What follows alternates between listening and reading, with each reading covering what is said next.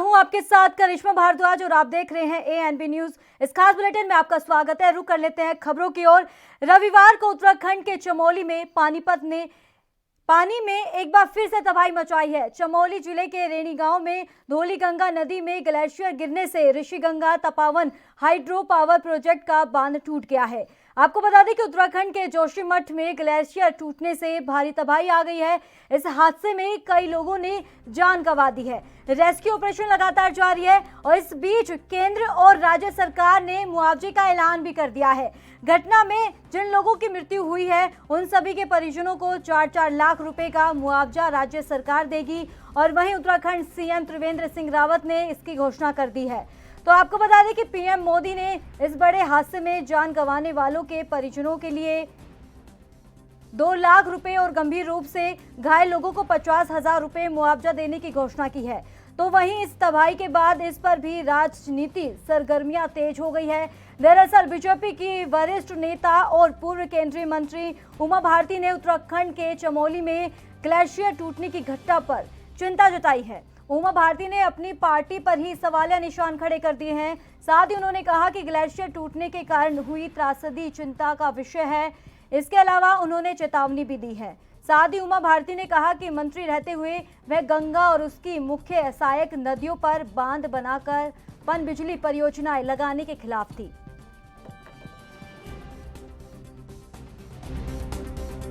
जल प्रलय जैसी स्थिति पैदा हुई जिसमें सैकड़ों की संख्या में मजदूरों के लोगों के मारे जाने की आशंका भी है। यह अपने आप में हमें 2013 में जो जल प्रलय की तबाही केदारनाथ जी सहित हुई थी उसकी यादों को ताज़ा करने का काम किया है। मैं सबसे पहले तो इस जल प्रलय में यह ग्लेशियर टूटने के कारण से जो हताहत हुए हैं उनको अपनी विनम्र श्रद्धांजलि अर्पित करता हूं, परिजनों के प्रति संवेदना जाहिर करता हूं।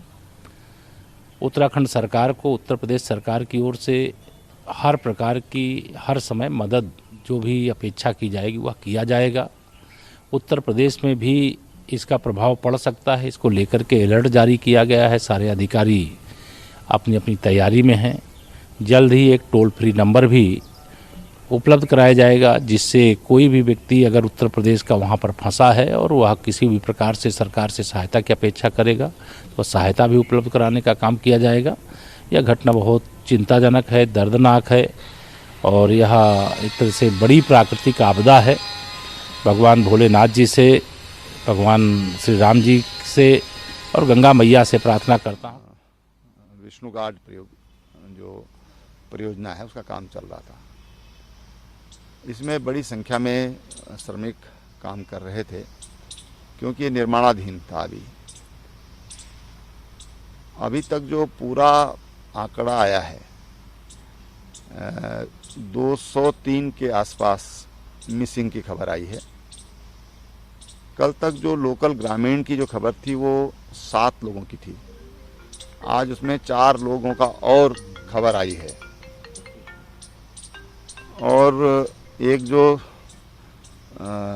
सब्सिडरी एक कंपनी थी जिसमें 24-25 लोग थे जो तपोवन विष्णु घाट में काम कर रहे थे, तो उसकी भी कल तक जानकारी नहीं थी।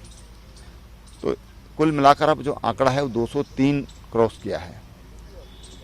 जो आ रहा है आंकड़ा 203 के आसपास आ रहा है और 4 बॉडी और रिकवर हुई हैं। तो कुल मिलाकर अभी तक 11 बॉडी रिकवर हुई हैं। जो रिकवर हुई हैं और जो मिसिंग हैं कुल 200। बहुत दुख भी है कि बहुत से प्रोजेक्ट को भी इससे नुकसान हुआ है और अभी पूरा आकलन किया जा रहा है। इस त्रासदी को लेकर के सब सारा भारत दुखी है। हम भी अपनी संवेदनाएं उनके प्रति प्रेषित करते हैं, लेकिन ये हादसा किन परिस्थितियों में क्यों कैसे हुआ इसकी भी जांच अवश्य होनी चाहिए। सर, पूरा देश गृह मंत्री सब नजर बनाए हुए है और सबने कहा कि भारत एकजुट खड़ा है उत्तराखंड के साथ। समूचा भारत उत्तराखंड के साथ है, लेकिन प्रकृति के साथ एक सीमा से ज़्यादा छेड़खानी नहीं करनी चाहिए। देखिए, मैं 2-3 बातें स्पष्ट करना चाहूँगा। कुछ लोगों ने मीडिया में ज़्यादा पैनिक फैला दिया है, उसकी आवश्यकता नहीं है। स्थिति है कि कल एक बार का वन टाइम हादसा था ये, जो ग्लेशियर टूटा, उसके साथ पूरा पहाड़ टूटा, बोल्डर्स आए, मलबा आया, और वो उसने जो रैनी प्रोजेक्ट था, रैनी पावर प्रोजेक्ट, उसको पूरा बहा दिया। और डाउन स्ट्रीम 5 किलोमीटर आगे तपोवन था, उस पर बड़ा इम्पैक्ट किया। पूरा तो नहीं टूटा, पूरा नहीं बहा। तो ये 2 जगह इसका मेजर डैमेज हुआ है। जो होना था वो कल हो चुका, उसमें आज कुछ नहीं हो रहा है पहली बार। और इसको जो है पहले प्रोजेक्ट से 32 लोग मिसिंग हैं, दूसरे प्रोजेक्ट से 121 लोग मिसिंग हैं। ये अभी तक हमारे पास फिगर्स आई हैं। इनमें से 10 डेड बॉडी रिकवर हो गई हैं, 3 डेड बॉडी तपोवन से और 7 डेड बॉडी कर्णप्रयाग तक के रास्ते में। हमारी टीमें लगी हुई हैं खोजने में, आगे अगर कोई इस तरह की बॉडीज मिलती हैं तो। तपोवन प्रोजेक्ट पे 2 टनल्स थी, छोटी टनल से कल 12 लोगों को बचाया गया है और वो पूरी तरह सुरक्षित हैं, उनको कोई बड़ी इंजरी नहीं है। Right now, we are focusing on 2 areas. Number one, and these 2 areas are tunnel number 1 and 2. That is from that power project that is in Tapovan. In one tunnel, it was reported that 16 laborers are trapped. After 4 hours of efforts, the ITBP mountaineers and Jawans have rescued 12 people from the tunnel number 2. It was a 900-meter long tunnel, and the snout of this tunnel was covered with the debris. So the snout was first of all we removed the debris and went inside, and one by one we have rescued 12 men. Initially it was reported that 16 people.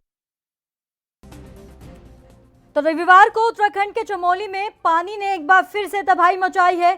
Chamoli जिले के रेणी गांव में धौलीगंगा नदी में glacier गिरने से Rishiganga Tapovan hydro power project का ये बांध टूट गया है। काफी नुकसान हो चुका है, कई लोग दबे हुए हैं, लापता हैं 150 से अधिक लोग। इसी के चलते जो बताए जा रहे हैं मौत के आंकड़े लगातार बढ़ते हुए नजर आ रहे हैं। 15 लोगों के शव बरामद हो चुके हैं। उत्तराखंड के जोशीमठ में ग्लेशियर टूटने से भारी तबाही आ गई है।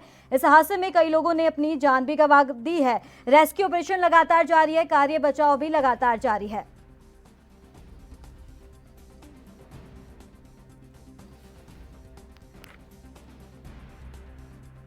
और इस तबाही के बाद इस पर भी राजनीतिक सरगर्मियां तेज हो गई है। दरअसल बीजेपी के वरिष्ठ नेता और पूर्व केंद्रीय मंत्री उमा भारती ने उत्तराखंड के चमोली में ग्लेशियर टूटने की घटना पर चिंता जताई है। उमा भारती ने अपनी पार्टी पर ही सवालिया निशान खड़े कर दिए हैं।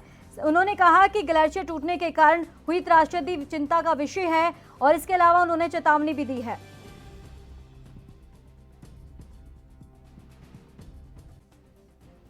अब आपको ग्राफिक्स के जरिए समझाते हैं अध्ययनकर्ताओं ने क्या कुछ कहा है। देवभूमि में कुदरत का कहर, तो सब कुछ बहा ले गया ग्लेशियर।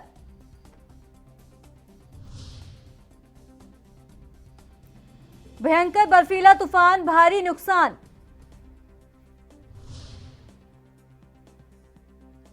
तपोवन के पास फिर बढ़ने लगा जलस्तर।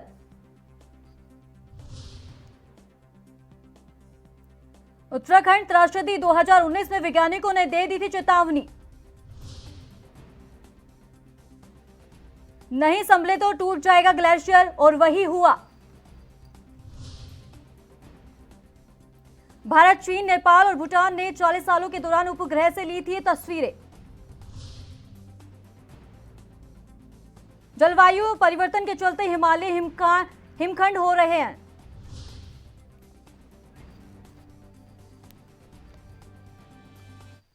तो इस पे तमाम जानकारी देने के लिए न्यूज रूम से हमारी सहयोगी हिमांशी अरोरा जुड़ गई हैं। हिमांशी, जिस तरीके से रविवार को एक तबाही हुई है, पूरे यहाँ पर जिस तरीके से बताया जा रहा है काफी तबाही के साथ लोगों के घर भी टूट गए हैं, काफी नुकसान की भी संभावना बताई जा रही है। अब फिलहाल अपडेट क्या है?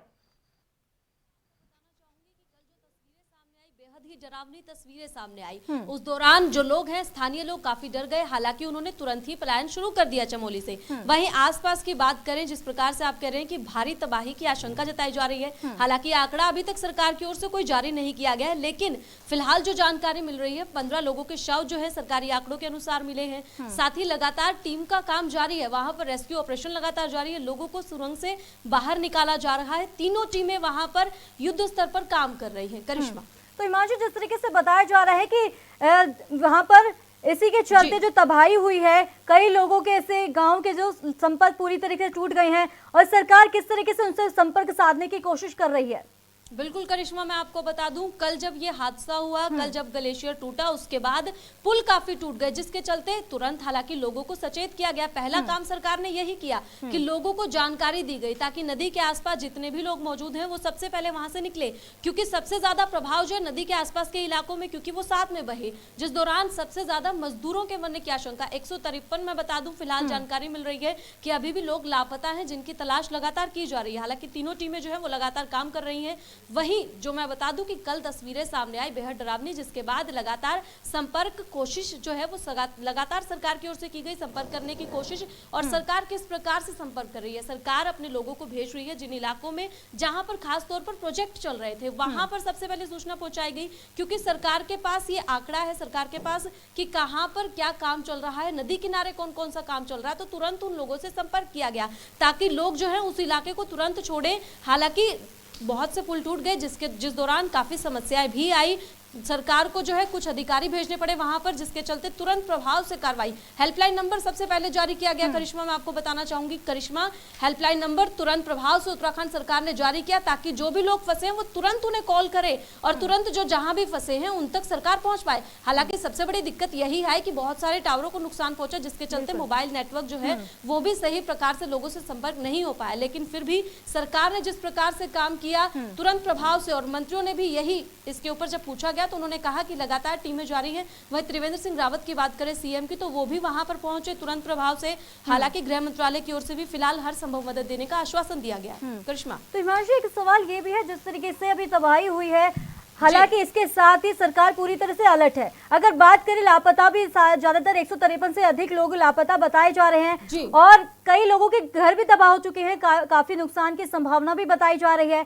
और इसी के चलते अब सरकार की तरफ से क्या जो लापता है और जिनके घर बेघर है, उनके पास खाने की व्यवस्था नहीं है, तो इसको लेकर सरकार कितनी तरह अलर्ट है? बिल्कुल करिश्मा, मैं आपको बताना चाहूंगी, जब नदी के आसपास के इलाकों को खाली कराया गया, जहां जहां पर खतरा ज्यादा था वहां पर लोगों को खाली करवाया गया और उन लोगों के रहने खाने पीने की व्यवस्था भी सरकार की ओर से की जा रही है। उन्हें सुरक्षित स्थानों पर पहुंचाया गया, जहां पर सरकार की ओर से लगातार हेलीकॉप्टर्स के जरिए खाना पहुंचाया जा रहा है। जो लोग फंसे हुए उन तक भी खाना पहुंचाया जा रहा है, साथ ही साथ लोगों के रहने की सुरक्षित स्थानों पर उनको पहुंचाने का काम लगातार सरकार की ओर से किया जा रहा है। वहीं अपडेट आपको करिश्मा मैं देना चाहूंगी, फिलहाल 170 लोग लापता बताए जा रहे हैं सरकारी आंकड़ों के अनुसार, और 15 मरने वालों का आंकड़ा पहुंच चुका है, जिनके शव बरामद हुए हैं। और रैनी गांव में रेस्क्यू ऑपरेशन जो है वो लगातार जारी है। मलबे पे लोग फंसे हुए, सुरंग के जरिए जो है जवान जो है उन्हें बचाने का प्रयास लगातार कर रहे हैं। 13 गांव का संपर्क जो है वो टूट चुका है, वहां पर संपर्क साधने की कोशिश लगातार की जा रही है। चलिए, बहुत बहुत शुक्रिया हिमांशी अरोरा तमाम जानकारी देने के लिए। तो लगातार जिस तरीके से उत्तराखंड के चमोली में पानी ने एक बार फिर से तबाही मचा दी है, काफी घरों के घर भी टूट गए हैं, बेघर हो चुके हैं, काफी नुकसान की संभावना भी बताई जा रही है। जो फिलहाल अपडेट है आपको बता दें एएनबी न्यूज की तरफ से कि 153 से अधिक लोग लापता हैं और 15 लोगों के शव भी बरामद हो चुके हैं। रेस्क्यू ऑपरेशन भी लगातार जारी है।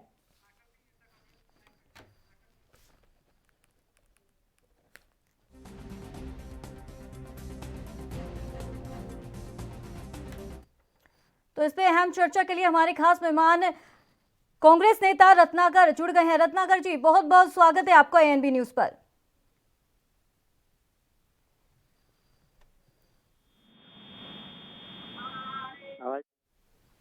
जी सर, आवाज मिल पा रही है आपको?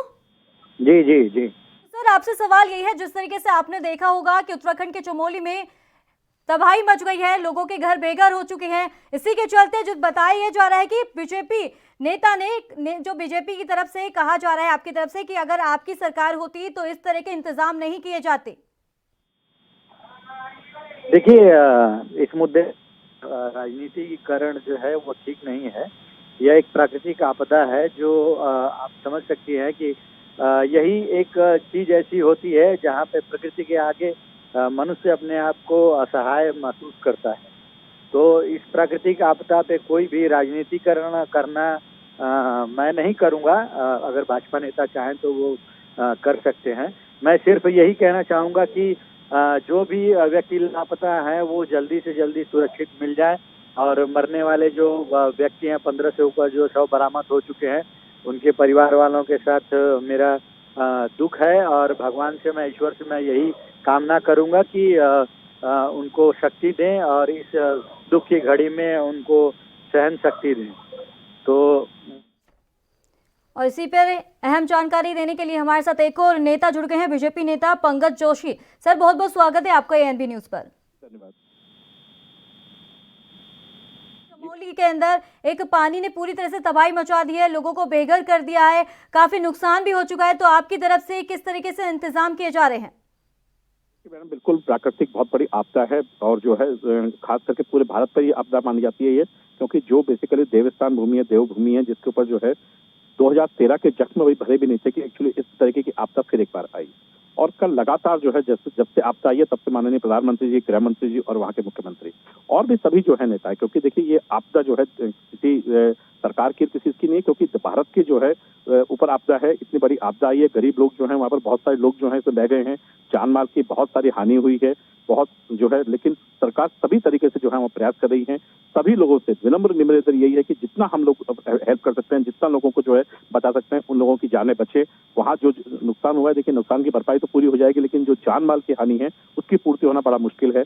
तो वो जो एक बहुत बड़ी आपदा है उस पर सरकार अपने सारे प्रयास जो हैं लगातार कर रही है। सरकार भी प्रयास कर रही है, वहाँ के लोग भी प्रयास कर रहे हैं और ये विपदा की जो घड़ी है उसमें सभी देशवासियों को एक होने की आवश्यकता है। सभी लोगों को है, वास्तव में ये जो विपदा घटी है वो एक बड़ी जो है दुख भरी घटना है कि बिल्कुल शांत चीजें होने के बावजूद भी एक जो है जिस तरीके से एनवायरमेंट के कारण किसी भी कारण से जो ग्लेशियर पिघला है और गिरा है, ये बहुत बड़ी जनहानि और देश के लिए जो है बड़ा दुखदायी जो है क्षण है। तो रत्नाकर जी, जिस तरीके से बताया जा रहा है ये हादसा हुआ है इतना भयानक, और वहीं अब इसी के चलते जिस तरीके से 2013 की अगर तस्वीर की अगर बात करें तो वो तस्वीरें लगातार अब सामने आने लगी है। लोगों का कहना है, लोग अफवाहें फैलाने की कोशिश कर रहे हैं मीडिया पर और इसी को लेकर लोग पैनिक भी हो रहे हैं। तो ऐसे लोगों को आप क्या संदेश देना चाहेंगे? मेरा संदेश यही है कि धीरज से काम रखना चाहिए, धैर्य से काम रखना चाहिए और इस दुख की घड़ी में जो वहाँ पे आसपास लोग हैं उनको जितना सहयोग हो सके परिवार के साथ खड़ा होना। चलिए, बहुत बहुत शुक्रिया आप दोनों खास मेहमानों का अहम जानकारी देने के लिए।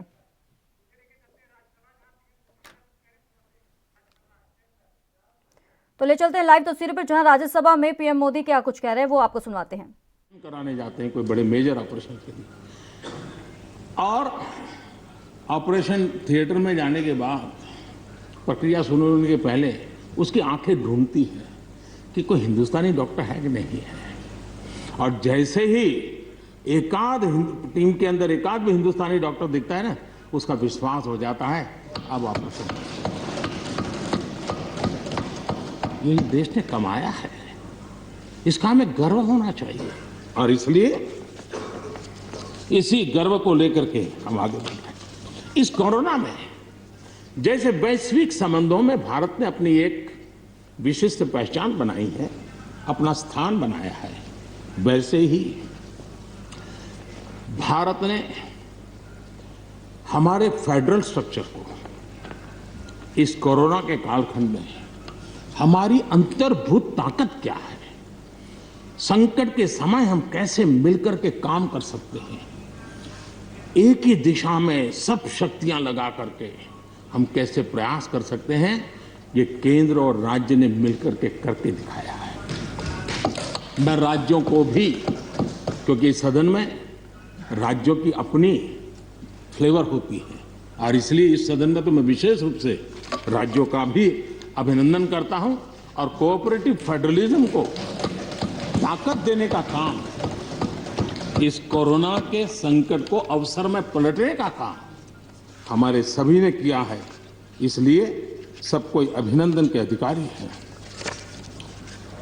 यहां पर लोकतंत्र को लेकर के काफी उपदेश दिए गए, बहुत कुछ कहा गया और लेकिन मैं नहीं मानता हूं कि जो बातें बताई गई हैं देश का कोई भी नागरिक इस पर भरोसा करेगा। भारत का लोकतंत्र ऐसा नहीं है कि जिसकी खाल हम इस प्रकार से उधेड़ सकते हैं। ऐसी गलती हम न करें। और मैं श्रीमान डेरेक जी की बात सुन रहा था, बढ़िया बढ़िया शब्दों का प्रयोग हो रहा था, फ्रीडम ऑफ स्पीच,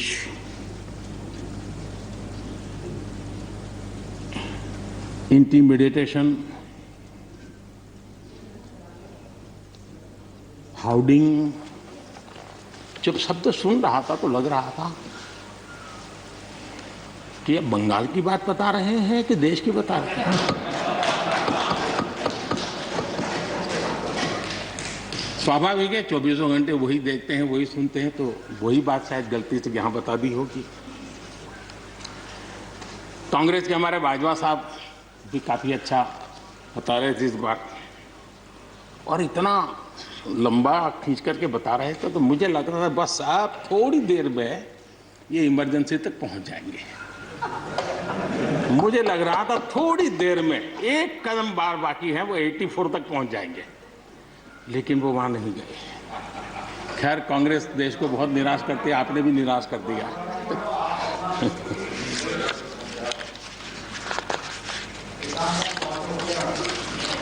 माननीय सभापति जी, मैं एक कोट इस सदन के सामने रखना चाहता हूं, और खास करके लोकतंत्र पर जो लोग शक उठाते हैं, भारत की मूलभूत शक्ति पर जो शक उठाते हैं, उनको तो मैं विशेष आग्रह से कहूंगा कि इसको समझने का प्रयास करें। हमारा लोकतंत्र किसी भी मायने में वेस्टर्न इंस्टीट्यूशन नहीं है, ये एक ह्यूमन इंस्टीट्यूशन है।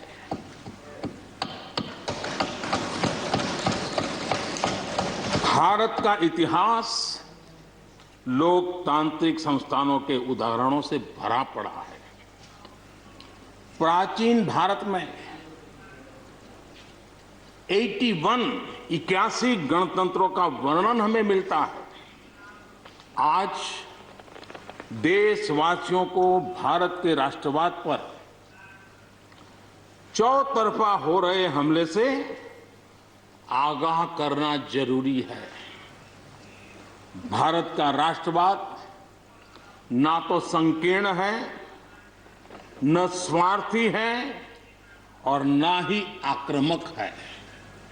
ये सत्यम शिवम सुंदरम के मूल्यों से प्रेरित है। अनकोट। आदरणीय सभापति जी, ये कोटेशन आजाद हिंद फौज की प्रथम सरकार के प्रथम प्रधानमंत्री नेताजी सुभाष चंद्र बोस,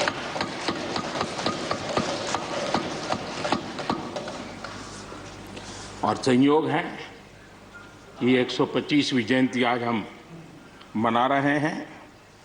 लेकिन दुर्भाग्य इस बात का है कि जाने अनजाने में हमने नेताजी की इस भावना को, नेताजी के इन विचारों को, नेताजी के इन आदर्शों को भुला दिया, और उसका परिणाम है कि आज हमको कोसने लग गए। मैं तो कभी कभी हैरान हो जाता हूं। दुनिया जो हमें कोई शब्द पकड़ा देती है, हम भी उसको पकड़ करके चल पड़ते हैं।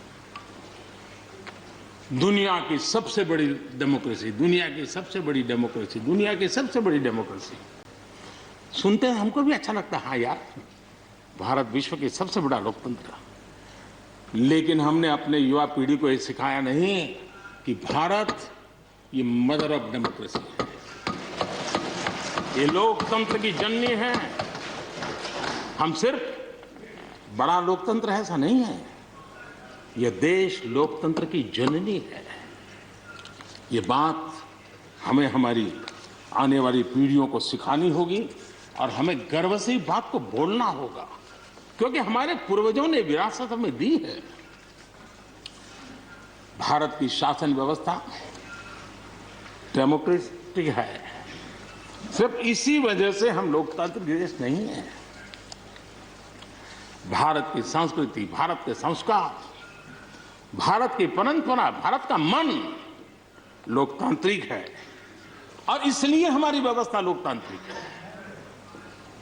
ये है इसलिए ये है ऐसा नहीं है, मूलतः हम लोकतांत्रिक हैं इसलिए ये है। और ये कसौटी भी हो चुकी है देश की। आपातकाल के उन दिनों को याद कीजिए, न्यायपालिका का हाल क्या था, मीडिया का क्या हाल था, शासन का क्या हाल था, सब कुछ जेल खाने में परिवर्तित हो चुका था। लेकिन इस देश के संस्कार, इस देश का जनमन जो लोकतंत्र के रंगों से रंगा हुआ था, उसको कोई हिला नहीं पाया था। मौका मिलते ही उसने लोकतंत्र को प्रस्तावित कर दिया। ये लोगों की ताकत, ये हमारे संस्कारों की ताकत है, ये लोकतांत्रिक मूल्यों की ताकत है। मुद्दा ये नहीं है कौन सरकार नहीं, मैं उसकी चर्चा नहीं कर रहा हूं। और न ही मैं ऐसी चीजों में अपना समय लगाने के लिए यहां आप लोगों ने मुझे बिठाया है। हमें लोकतांत्रिक मूल्यों की रक्षा करते हुए आगे बढ़ना है। आत्मनिर्भर भारत के संबंध में भी चर्चा हुई। इस खास बुलेटिन में फिलहाल इतना ही। दीजिए इजाजत, नमस्कार।